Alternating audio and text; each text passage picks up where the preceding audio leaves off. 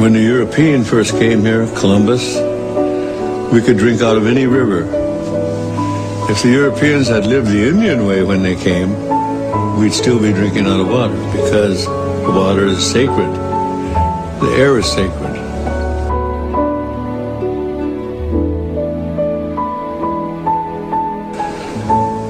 Our DNA is made of the same DNA as the tree. The tree breathes what we exhale. When the tree exhales, we need what the tree exhales. So we have a common destiny with the tree.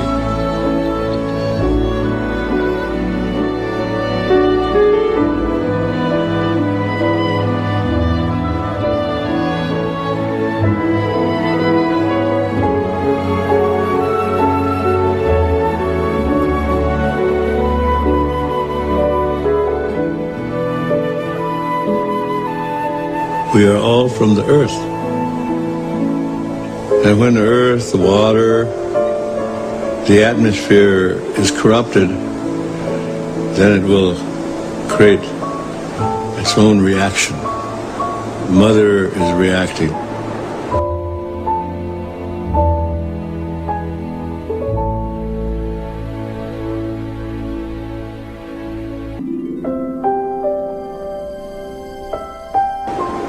And the world has become, quote, a market. And it's this market that we have to deal with. And it's this idea of boundless and endless resources.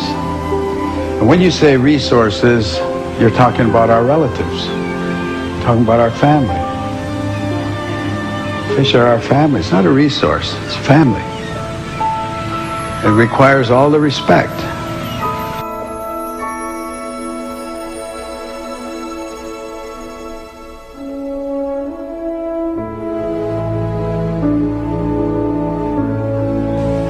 The structure of the world itself is such. It functions on natural law, and the natural law is a powerful regenerative process. There's a process of regeneration that continues and grows and is endless. It's absolutely endless if everyone agrees to the law and follows the law. But if you challenge the law, and you think you're going to change the law,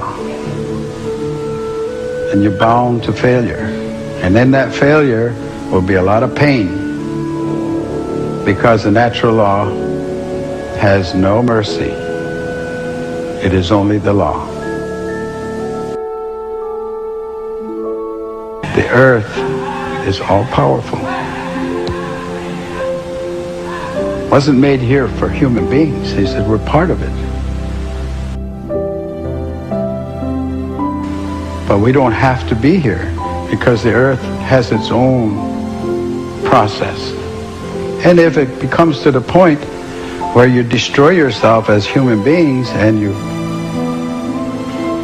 destroy life and finally leave this earth, the earth's not going to disappear. There's not going to be an end of the world. That's really a very interesting concept to us. No, the world won't end. People's life on it will. So it's not the end of the world you're talking about, it's the end of us. And the world, no matter what damage you think you've done to it, will regenerate, will regreen, will redo everything that was here at one time, except there won't be any people. Because it's got all the time in the world.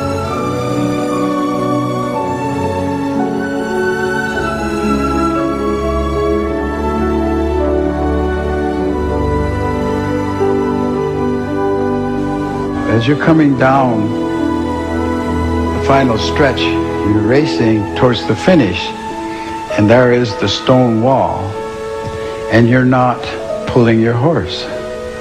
You're not stopping. You're in fact accelerating. That's the way I see the use of what you call resources. You're using them faster than they're reproducing.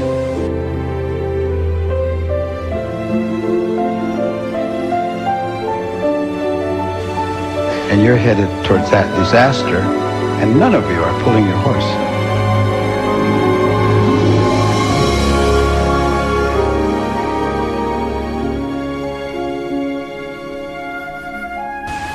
And every day that you don't do what's right is a day that you've lost an option. And you're losing your options every day. No tree grows by itself. A tree is a community. Certain trees, certain plants will gather around certain trees, and certain medicines will gather around those certain plants.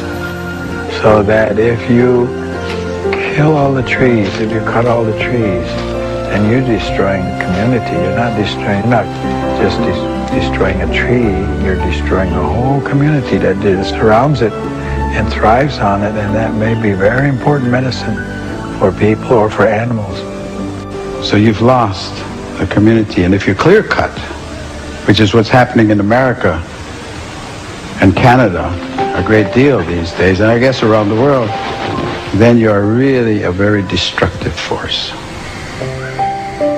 And simply replanting trees is not replanting community. You lost a lot in the process. If you don't understand that, you will. And that understanding comes in a very difficult manner.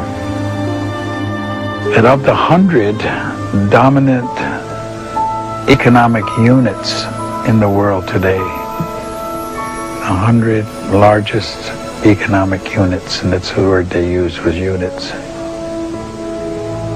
49 are countries and 51 are corporations.